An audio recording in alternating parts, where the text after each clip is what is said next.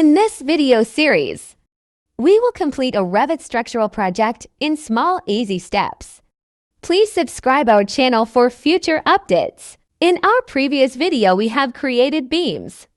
Now let's draw a roof slab. First of all, we will view architecture details in our level 2.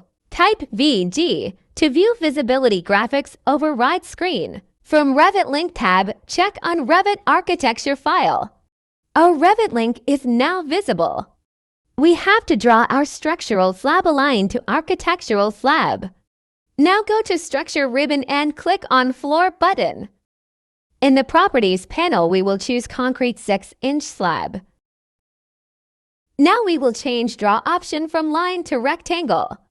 We will draw this rectangle on the architectural slab lines. Click on this green check mark to finish command. We will hide Revit link to see our structural slab only. This is our framing plan at level 2. In 3D view, we can see that our slab has been placed on the beams. In level 2, we can see that Revit has automatically changed the beam lines to dashed. In 3D view, beams are under slab. To view our beams, we can change the view angle to see them. Our superstructure has been modeled.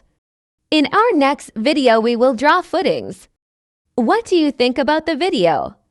Let me know in the comment section below. If you enjoyed this video and want to hear from me again, be sure to hit that subscribe button before you go. Thanks for watching.